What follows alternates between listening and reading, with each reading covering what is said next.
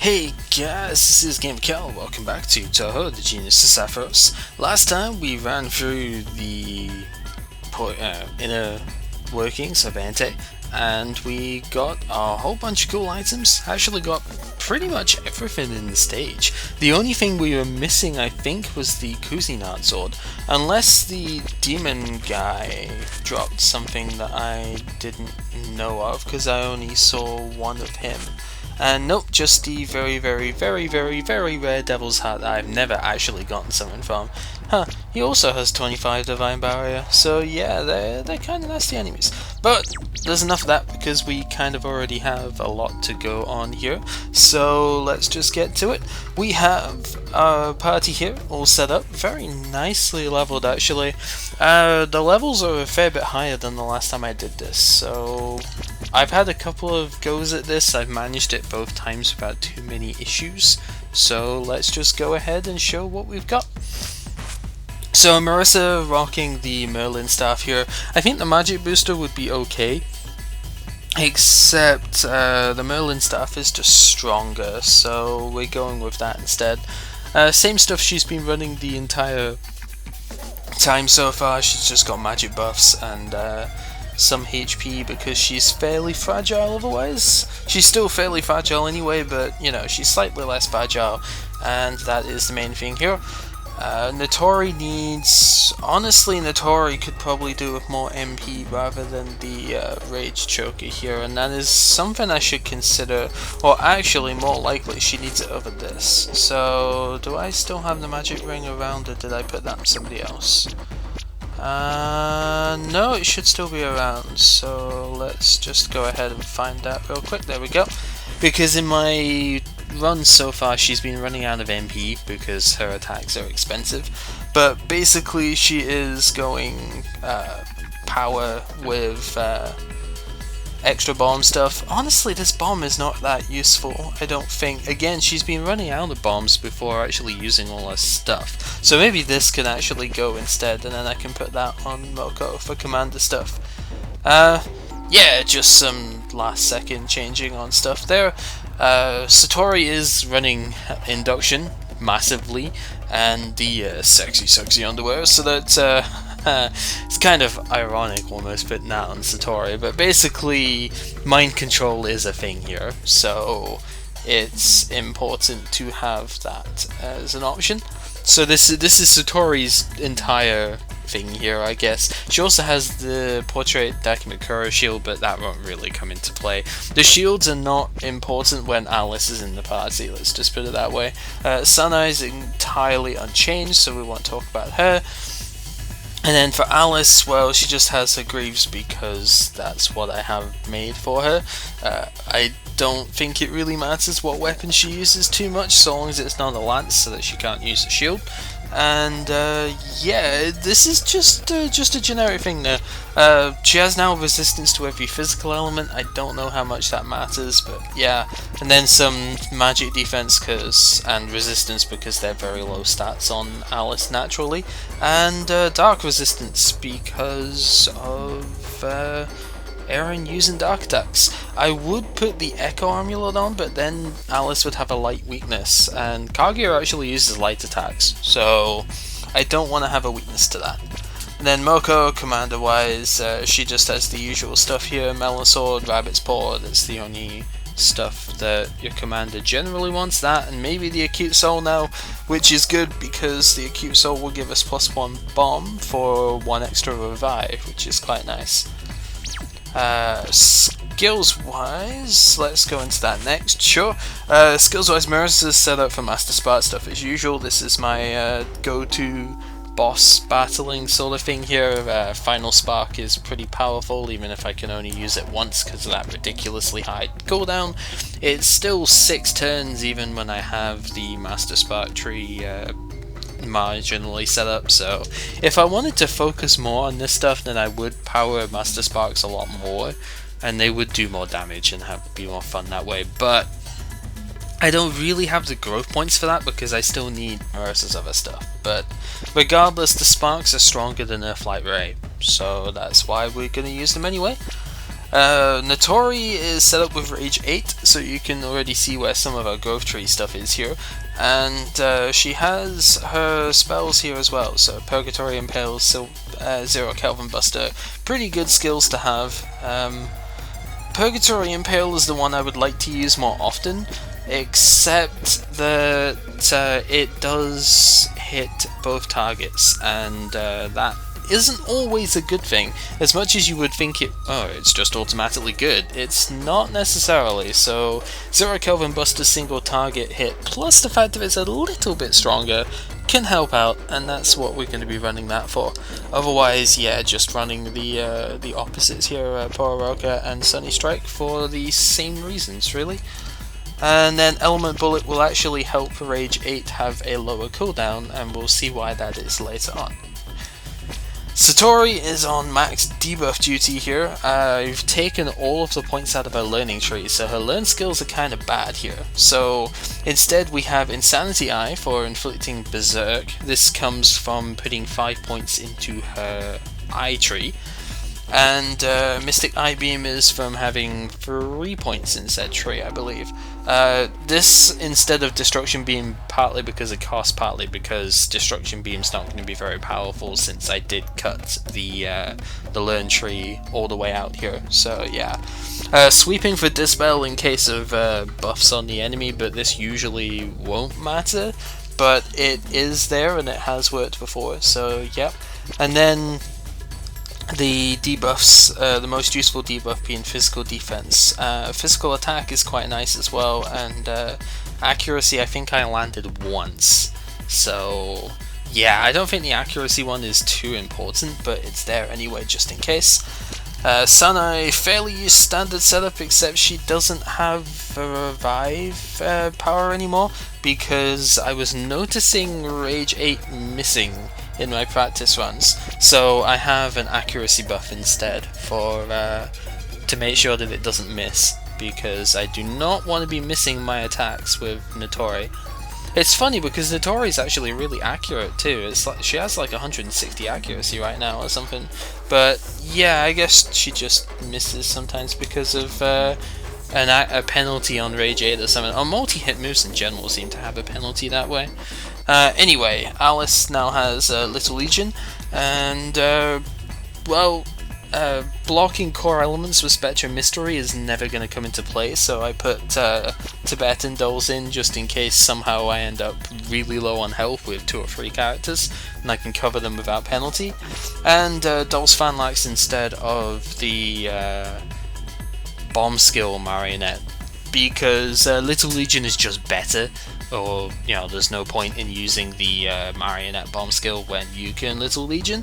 And Dolls Fanlax will double the rate of shield activation if it's the active field.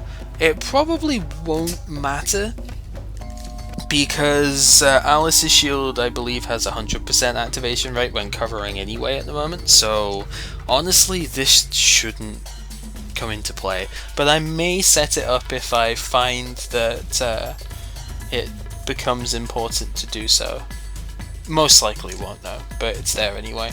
And then Moko is Moko, so that's, you know, command stuff. So the big difference in Marissa's tree here is 13 points into her laser tree now. This is something I feel like you should always have once you've buffed up your magic tree to full. I was actually going to cut some of the magic tree so that I could put stuff into Master Sparks. Yeah, especially because you get extra bombs in here and that's quite nice. But magic casting multiple times is really good, and especially in this fight, the reason I'm only really running with 2 attackers is because of Slayer. So Marissa's magic can do Slayer effects against warriors, magicians, and giants. This is extremely good. It's good in general because, you know, the generic mage enemies or a major warrior like bunnies or fairies and stuff like that, you can always hit them for Slayer, which is great. But it's especially good in this fight because Kaguya is a magician, Eirin is a warrior by classification. So Marissa gets Slayer with her magic here, and that's what's going to help us actually have the damage to win this fight. So there is that. Also, the cooldowns and usual stuff there. Like I said, max magic tree because of multiple casting, and the only PowerPoint I had left I've put in to cut the cooldowns of Master Sparks a little bit so that I could use Master Spark and have a 3-turn cooldown on it and it would be okay. So, general logic there. Natori was a little bit trickier to work on because I really would have liked 10 points in Kappa Wisdom. Because physical skill cooldown would be amazing, but I couldn't afford to because I didn't want to cut the entire research tree down. I wanted at least 5 points in research, because what that does is it gives elemental attacks a cooldown, and that's important both for her bomb skills and when you use element bullet to, say, give her a water element on her attacks. It then cuts down regular cooldowns for stuff like Rage 8 as well. So Rage 8 usually has a 2-turn cooldown. I can use it with a 1-turn cooldown whilst I have an element on it. So it helps there as well. I don't think 10 points in here, actually it probably would because they are physical spells and whatnot. It probably would cut the cost of stuff like her Purgatory Impale, but it's 5 extra points, which would mean I would have to take everything out of here, and I do quite like the idea of having elemental strength at 30% here, so yeah. And then I have 1 extra point, so an extra 5 physical attack, nothing too bad there. And Rage 8 is the reason why this tree has to get maxed, because hitting with Slayer on Warriors and Magicians 4 to 8 times is very, very, very good. That's why Natori is probably the best physical attacker you could have in this fight, because Slayer is just that good. Yes, even better than Yomu in this fight. Satori, like I said, I took the entire learn tree away because I don't need any learning in this. I'm not using any learn skills, and although she does have a couple of moves that she could probably learn, not really too important here. So instead, we have maxed out the id tree for debuffs, because I noticed that debuffs were landing, so I figured I would give them as much power as possible, which is pretty good. 3 points into here. She used to have 5, but permanent status is not, especially ones that would be removed by attacking are not really gonna happen in this fight. So instead, cutting 2 points in there so I could put 7 points into the eye tree, because the extra 2 points give me 5% perfect dodge. Dodging any damage off of 5% physical attacks is quite nice. And yeah, I need 5 points into here in order to have Insanity Eye for the Berserk Infliction. So there's that. And then the 2 remaining points just went into Trauma for the Permanent Status Infliction, because Insanity Eye is inflicting a permanent status in Berserk. So that is what we're going for there. Sanai, not too much has changed. I've now got 5 points in her 5th tree so that I could have an extra bomb, but since I don't have revives anymore, that's not overly important. I could have easily put them into, could have taken a point out of Yokai Hunting here and put it into Miracle instead, but her speed for healing is more than enough. Right now she's not getting outsped for her heals, so there's not really any need to do that. Could have put them into this instead, I guess, the knife tree, so she had plus 20 speed rather than plus 5, but I don't know, the extra bomb is fine, nothing too wrong with that. And then for Alice, leveling the dummy tree now, because then I get bombs plus 1, and I think the Little Legion, I believe, counts as a puppet shield. So I think that gets its cooldown drop from here, but the extra bomb means I could use Little Legion 1 more time than I could before, and the rest of the points for 15% HP, and that is that. OHKO, same as usual, extra bomb, extra bombs, that's all she really needs is bombs, bombs, bombs for her revival stuff, and there we go. So, with that said, let's take on the boss. and let's get Kaguya and Eirin out of the way. This boss is one of the toughest ones in this first half here. So of course we have Eirin being here, and she has indeed been waiting. So yeah, we get to take on the culprit. Totally. Yep, final destination has been reached. Eirin is indeed the culprit, but what is it that she's admitting to? Don't play dumb with us, Eirin. You know what's going on. But of course she wouldn't admit to it that easily. Sanai, however, brought this up before. Yeah, Eirin's been all over the place to help yokai, and this incident only affects yokai, so what's going on here? What's the benefit to Eirin? It must be experimentation, Satori. Just because you would do that doesn't mean everybody else would. Are you for real? Yeah. Well, let's not answer that. So, yeah, what's the deal? Still trying to act innocent. Yeah, are you actually the one behind this, or what? Well, you're acting like the culprit. Okay.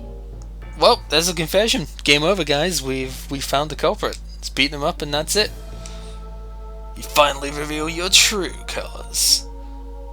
So, she's just denied experimentation as her logic, but she's just said outright that she is the culprit. And of course Moko wants a piece of Kaguya. Princess is right here! Oh man! Still looking cute as always. Yes, indeed. And yeah, she was rather late. Do you really want to know, Eirin? Oh god. She is just still way too freaking adorable in her artwork in this game. Completely at ease indeed. Okay. Uh-oh. Oh dear. I was gonna be in trouble again here.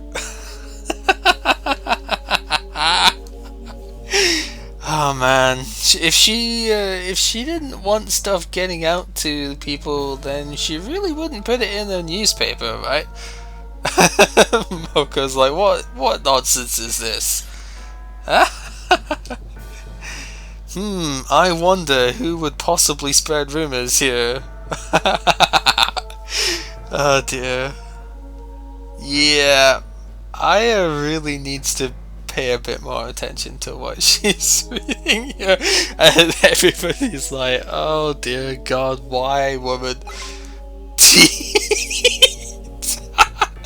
I've got to admit, that is a really adorable Aya as well. Yeah, you two are going to have to fight it out later. Yeah, I would totally do that. Uh-oh. Yeah, this is true. And then again with more stuff. Personal property indeed. No one is supposed to know indeed.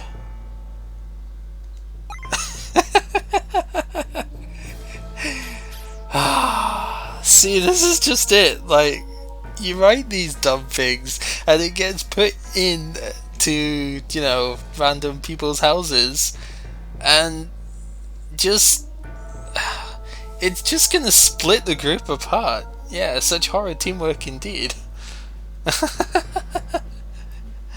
Oh dear. Correct. Cannot deny that the teamwork is just not here. But Reimu's like, yeah, can it all of you, we're here to fight, and that's it. So yeah. Now be good and give yourselves up. Not gonna happen. So I don't quite know why the anger's now getting turned. Well, no, I know why the anger's getting turned on stuff that way, which is, it's gonna happen.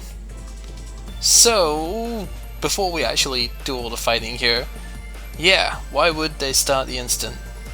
Unfortunately, we're not gonna get to know that unless we beat them down, which is what we were gonna do anyway. So, yeah. That's what we're gonna do.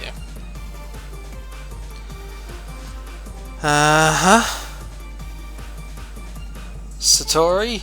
Okay. Satori's gonna have a go, but, well, we've learned how this goes by now. Not happening. The strong yokai are resistant to Satori's power, and they're saying, what did you say? Yeah. Yuyuko is a good example of that. Maybe the power just doesn't work on super strong yokai. No, Aya, you're not. Well, I mean, Aya technically could be, but Lady Yuyuko's a special case, of course. Useless. Yeah, so Eirin came very well prepared for this. I mean, I guess she obviously knew that Satori was coming with it, and yeah, honestly, it kind of is. Oh, ouch. Get right, Satori. Yeah, so Eirin knows all about Satori, blah blah blah. That shocked face. I don't know, like, the stuff is just too cute in this game. Honestly, the sprite work is way too good. I know I keep saying that like every time it comes up, but seriously, it just so nice. Yeah, this is a bit sort of primitive for you, right? Yeah, essentially we have to just beat them at this point. And that's what we're gonna do. Must all still be punished. So yeah, it kind of lines up nicely, right? Remy has sent us to punish the culprits. Blah blah blah. Ha, 2 tiny pieces in place of milady. Yep. And so, of course, the game we're sort of gearing up for the final fight here, right? We're totally we're resolving this, and so everybody's got to have their own pre-fight speech thing here. It's indeed destiny, and looks more interesting in the game. Yeah, well, it kind of is, I guess. I will enjoy this fight to the fullest with her 5 treasures and all the fun stuff there. Let's go. So, you can tell this fight is serious because we have a different boss music. This is the first time I think we've had this boss theme here. And yeah, this is the sort of ominous music style. So, Kaguya and Eirin are 2 really powerful opponents. I think they have about 11,000 HP each, and Eirin can revive Kaguya, for one, and she also has a whole bunch of power skills and nasty stuff at her disposal. So generally you're going to want to take her out first. However, Kaguya is effectively their party's Sanai, where Sanai can do buffs and heal and all of that stuff.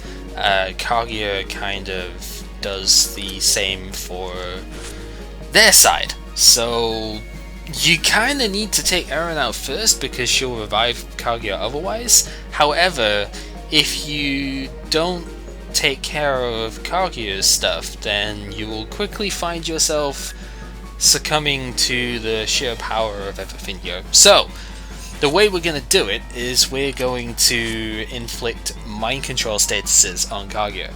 Because I guess Kaguya being an indoor type or whatever, she is very vulnerable to all 3 types of mind control. If you have Byakuran in your party, then you could inflict control or charm on her, which is a bit better than Berserk. But because I don't have that, the only mind control status I have is Satori's Berserk. I don't think she can learn any charm skills at this point in the game, so Yeah, it's a thing that way. So that is essentially going to be our game plan here. Now, the way this sets up is that Kaguya does have a chance of recovering from status conditions. In fact, both of them do. But Kaguya can recover from that status condition any turn that she's afflicted by it. But up to 6 turns from now, she will only do vanilla physical attacks against us. And they'll pretty much be against Alice, who will not really take any damage from that. And anybody else that would get hit will be shut down, or, you know, will be defended by the marionette. So that is fine. However, if I hit Kaguya with a physical attack, she has a chance of getting knocked out of the mind control status. This is the same for any enemy ever, or ally for that matter as well. And it's the whole purpose behind Satori's 5-point mystic, her eye trim, not her eye, what is it, her MP tree, whatever, the third eye, that's what it was. It's the whole purpose behind that. So this is where Zero Kelvin Buster comes in, because even though Purgatory Impale would do more damage overall, because it would hit both of the opponents here, Zero Kelvin Buster is the only skill that I want to use here that's single target, so we'll go ahead and use that. And we'll try and debuff physical defense here, we'll buff physical attack as well. And Marissa may as well napalm. I'll buff magic attack next turn and she can master spark then. So Satori is fast enough usually that she will, yeah, go ahead. It's physical defense downs on target, but that's fine. Still does a very solid amount of damage actually, so that is perfectly fine. And this is effectively how you would neuter this fight. This fight isn't over by any means, but it's a lot more straightforward as long as Kaguya is afflicted by that status. Now, since Satori does go ahead of Nitori, I do have to be a little careful when it comes to reapplying Berserk. The more times you inflict a status condition on somebody, the harder it is to reapply it. So at most, I'm probably going to get two mind controls out of Kaguya here. But that's fine, because while she's mind controlled, she can't buff Eirin, she can't heal herself or Eirin, and there we go, the Berserk is out now. So she basically becomes not like entirely non-threatening, but she becomes a lot easier to deal with. As you can see, we've already done quite a lot of damage to Eirin here, thanks to our Slayer skills and everything. I'm going to try and apply defense down again this turn, I think. I should probably just use Insanity Eye, but I want to try and get the defense down so that I can Rage 8 for more damage here. Now, if Eirin's afflicted by a physical debuff, then she will, or any sort of debuff, then she has a chance of recovering that every turn as well. And there we go. There's a heal, which is a little bit annoying, but Rage 8 hits 8 times, and that's a huge amount of damage there. That was, I think, 8 hits, averaging between 350-500 damage. That was probably about 3,500 damage there, somewhere around about that, which is about a third of Eirin's health here. Really, really powerful. Now, this is turn 5, so I'm going to Little Legion here because I think that's actually the turn that stuff starts going downhill otherwise. So we'll do that, and I think it's every 5th turn that Eirin does a spell card, so we'll go ahead and prepare for that now. And we get the Berserk reapplied. Oh, it's Destruction Beam. That's not what I was hoping to see. Oh well. Hopefully this doesn't get rid of the Berserk. Oh, it did. Oh well. That's okay, it's not the end of the world. The only problem is I'm going to get hit by a spell card this turn now, which is annoying. Let's try and reapply the status just in case. And we'll just go ahead and laser here as well. I might be able to knock out Eirin before she does her attack. That would be really nice, especially with a double cast. Good amount of damage there. Yeah, Insanity Eye's not going to work now, and that's what I was sort of worried about. Although it wasn't really a spell card there.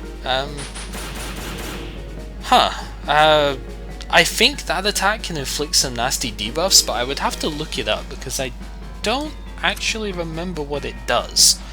It is a dart based attack though, so you can see the dart land has gone up a little bit. She hasn't had the chance to use her spell cards actually, which is really good. I think it's basically over for Eirin now. I think Eirin is basically dead this turn, which is really nice. I don't really have much to do with Satori, so I guess I'll just debuff accuracy, or try and debuff it. And we'll Final Spark as well, get the extra damage off here. I do get an accuracy debuff on it, which is good. And that is a buff for defense, which is okay. That'll negate the defense debuff that was about to run out on Kaguya anyway. It did mean that Eirin survived that attack, but because I have Final Spark going as well, I think Fire Rat's Robe actually buffs both defense and magic defense. So yeah, you could see that it did just cancel out the debuff that I had on Eirin. But if Eirin was not Eirin, Kaguya. If Kaguya didn't have that debuff on her, she would have taken about half damage from that move there. And that's where it really gets dangerous, because if you don't have a way of getting rid of that buff, then this fight gets really tricky.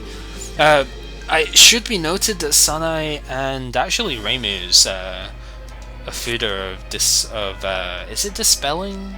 It's not Dispelling. The Curing one that cures variety status. You can actually use that on the enemy as well, and attempt to debuff them that way, or remove their buff skills that way. So that's something else that is plausible. But from here it should basically just be... Oh, nice double cast. It should basically just be try and knock him out here. Kaguya is going to use this attack most turns now, which I think... Oh, well, she's just going to die to Rage 8, because Rage 8 is good! There you go. Rainbow Darmaku is a pretty highly damaging light-based attack that if it does hit your back row, that's going to sting a lot. But obviously Alice is very good at defending her. And really this fight shows two important things. It shows healing power for... not healing power, it shows the power of Slayer effects a lot. Marissa and Notori being my only two attackers was still fine because they were strong enough with their Slayer effects. It shows the mind control status and how debilitating it can be, and I guess it also shows that certain bosses do have a stark weakness to certain status conditions. Not many, but some do, so that is something to know. And we actually get a skill from OHKO too, Zufu's Dimension. Very nice. Alright, so yeah, two skills, one of which is useless, one of which is actually very nice. And yep, we win! Game over, right? That's it.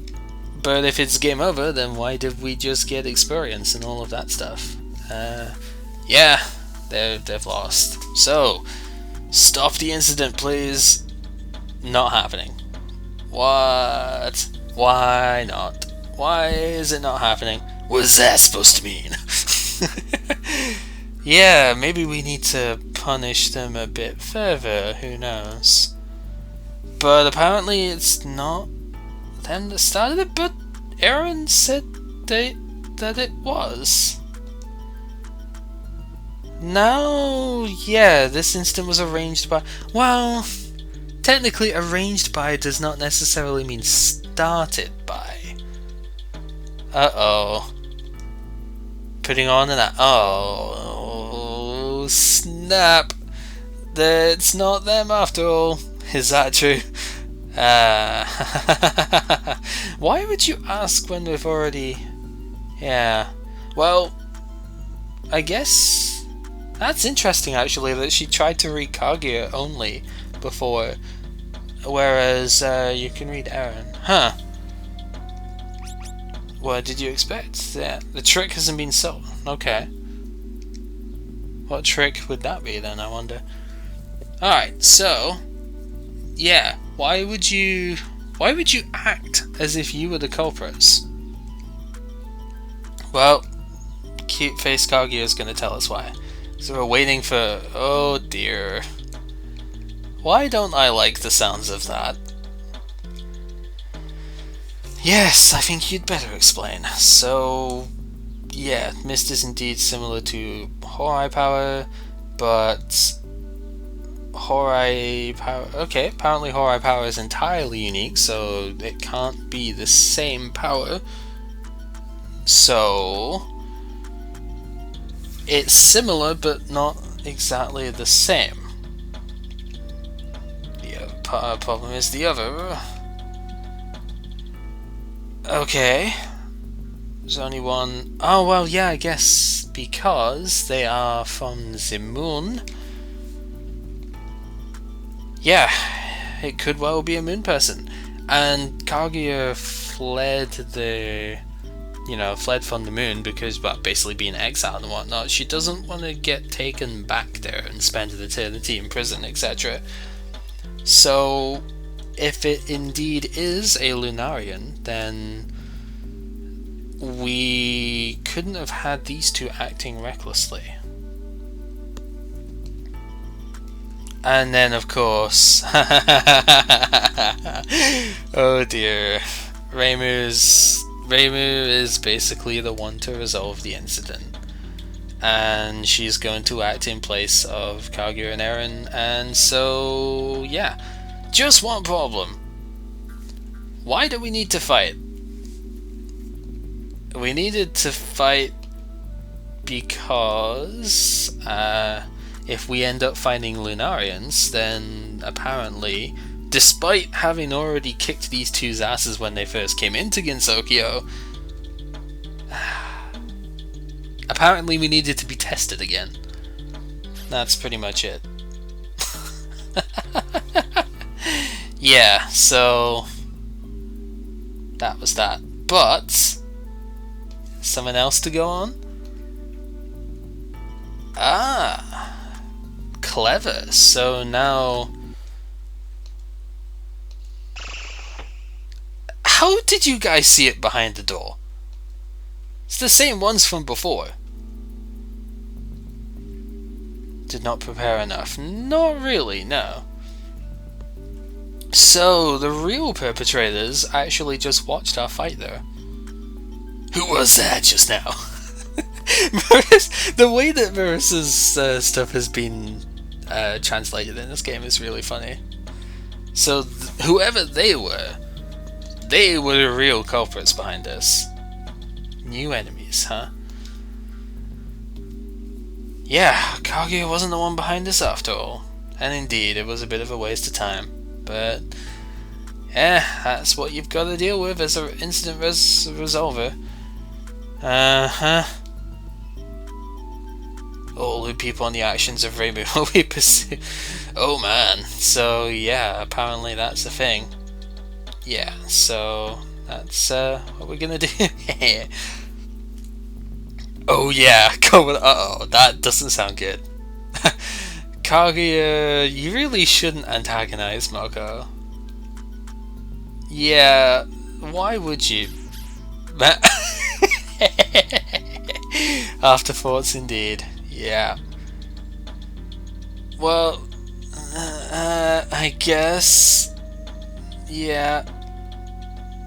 Okay. Although you're being a bit upfront about it here. But Eirin steps in and going, well, I'm going to ask you this. And Moko's like, huh, whatever. Who cares, right? So yeah, Moko's going to go along as well. Not happy about it, but she's going to go along anyway. And yeah, now comes the question though of who is it? And more importantly, where are they? Because we've gone almost all the way around Gensokyo at this point, right? There's only one place that we haven't gone, right? In this, at least at this point in time in Gensokyo's history. This is before 10 Desires and whatnot, so... yeah, literally, we've gone everywhere in the Windows Touhou games except for one place. Don't take the good part like that. Yeah, well, I already stole it before that, so... Yeah, Youkai Mountain. That's it. That's the only place left. We've gone through the Scarlet Devil Mansion, we've gone through the Netherworld, we've now gone through Ente, so that's the first 3 games out. We've already spoken to Murasa about Byakuran, so that's out. We've gone through Hell, through Touhou 11 stuff, that's out. Yeah, that's it. There aren't really anybody else, any other places to go. And we've even gone to the Garden of the Sun for, and Moonzuka for Touhou 9. So, yeah, we basically have to go up the mountain now. It cannot be Lady Kaneko, surely. Who knows? Who knows? Yeah, at this point, we don't have many other characters that we could interrogate, so that's it. This is very true as well. The fact if she doesn't have clearance to get into the nuclear plant and stuff. Not that people want to go back to the Youkai Mountain apparently, but yeah, that's about the only place we could look for clues, so that's where we're gonna go. To the Youkai Mountain! And, well... Okay, so this is automatic, by the way, at this point. So one of them has a bunny ear, and the other one... Huh. That's kind of weird, right? Announce to display our power. To all of Gensokyo, the plot thickens once again. And now we have a new formation, Apollo Break, which is Eirin's formation. So let's just quickly take a look at that, and then we'll speak to OHKO and be done with stuff here. So, Apollo Break. It is a 4-1 formation, so if you have a fragile physical attacker that you want at the back here, you can get the attack buff from the back, quite a reasonable attack buff too, and then the front line all gives a defense buff and less chance of targeting the back and all of that. So I've never used this formation, I don't honestly think it's that great, but if you wanted to protect say Sakura later on, when enemies start hitting really hard and her shield just, her lack of shielding skills means she just dies too much, it could be usable, but you would have to have 4 tanks in the front, and I don't really think there's enough tanky characters to make that work. Maybe there is, but I don't see it working too well, but that is the formation for you. So let's just go ahead and converse with OHKO over here, because indeed we have defeated these two. Great English there, Cal. Yes, Archery Pharmacy. We really didn't get to see very much of the fight with that. Eirin does have spell cards that hurt a lot, like Starlight Arrow. I think is really, really powerful, and it kind of destroyed me the first few times there. If you have a look on my channel for Lunarians Are Scary, I think was the title of it. That was when I live streamed this last, and did the fight under the same sort of conditions, except I didn't use Satori because I didn't really think about her berserk tree stuff there. But yeah, I did the fight without mind control, and boy, it was terrifying. So yeah, we have tier 4 weapons now, including a scroll, so that's kind of interesting, right? We haven't had one of those yet.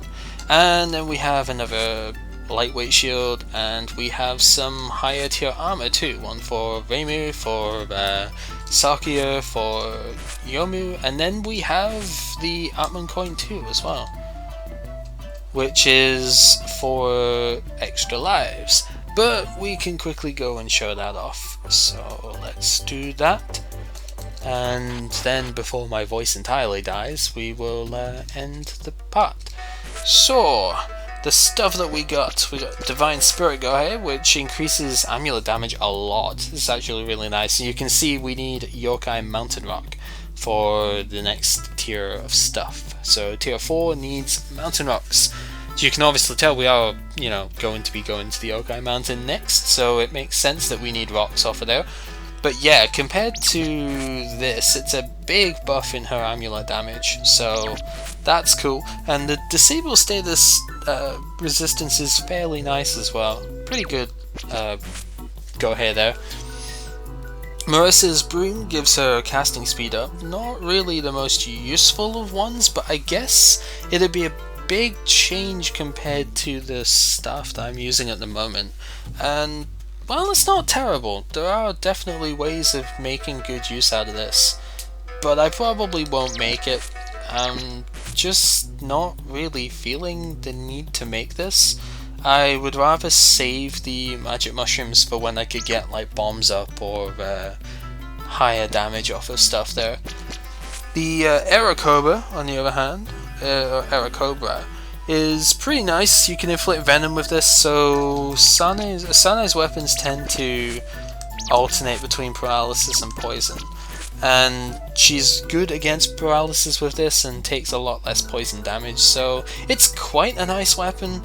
75 attack is okay. I think that's maybe about what she's using just now, so yeah, not a terrible weapon. If you want to go aggressive with Sanae, actually, that's probably the weapon you would want to make. Aya's Demon Lord's Fan is actually quite good here. Evasion plus 20 fits Aya's stuff very well, so she can just blink tank stuff a bit more, which is quite nice. And then you have the Naglurling, or Naglurling I guess, is a dragon slaying one. So dragons are usually very powerful, but they're not very common, so this isn't the greatest of swords, but it does make you immune to breath attacks, and that by itself is worth a consideration. Also, it's the first weapon with over 100 attack that we've got here, so that's quite nice. But yeah, worth considering. I probably won't make it though, because the Slayers just aren't there. One type of enemy which is not very common. There is actually a dragon in the next area, but they're not dangerous enough, I think, that it warrants getting rid of my other better Slayers. So yeah. This is actually quite a good place to enter patchouli stuff. So if you did want to make a patchouli weapon, this would probably be the one that I would make, because it gives 15% extra MP. It also gives some magic defense, which is quite nice, but that MP up is really good because patchouli's MP is already very, very high, like several hundred, so that 15% is going to be a lot of MP. We're probably talking up to about 35-40 points of MP here. That's a lot of skills that you can cast with that, so this is a considerable weapon for her.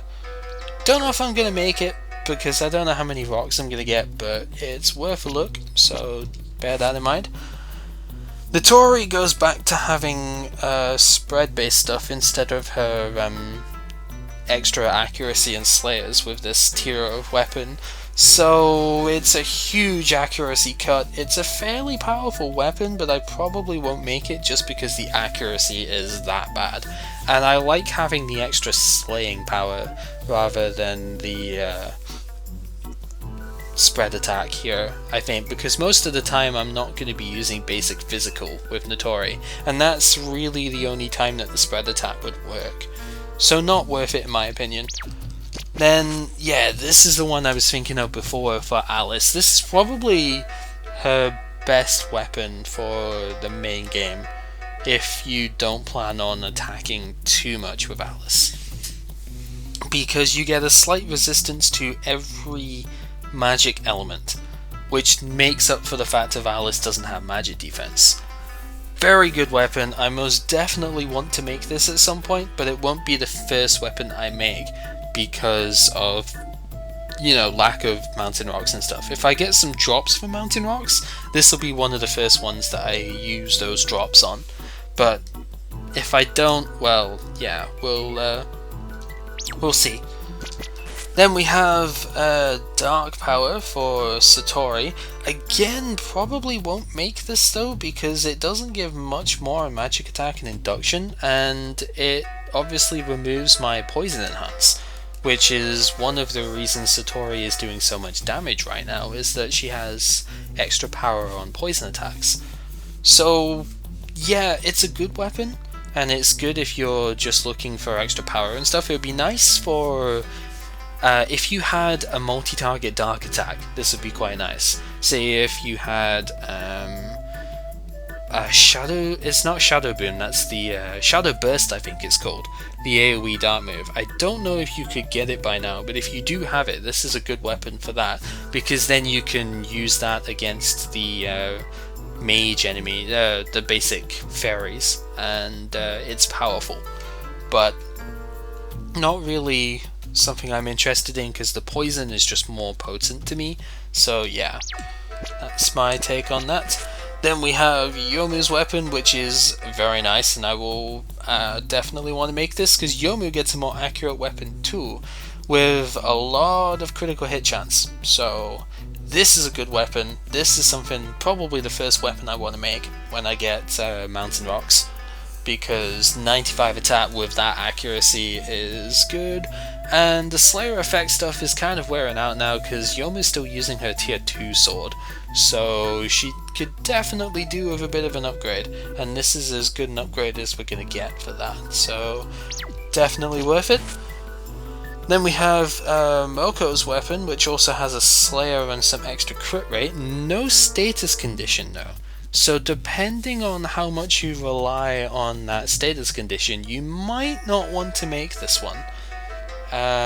It's a good weapon though, and I will likely make it at some point soon, because I am using Satori a lot for status, and Moko's silence gets in the way of that, so I'll most likely make it. The extra critical hit rate and the one Slayer is quite good, so we'll go with that.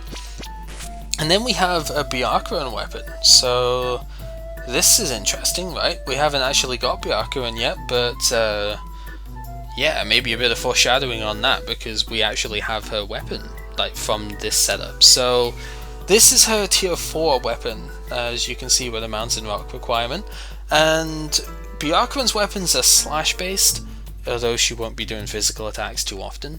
They have magic exorcism like Pachuli's books do, but they also have barrier skills. So this one has Divine Barrier, 20% of that, which means that 20% of all damage Byakuran would take gets nullified. But she often has a physical barrier instead on that, so she only negates physical damage compared to magic. But then she's got good magic defense, so it doesn't matter too much. If you do attack physically with her, then 50% of the time this scroll will do a spread move instead. Powerful weapon.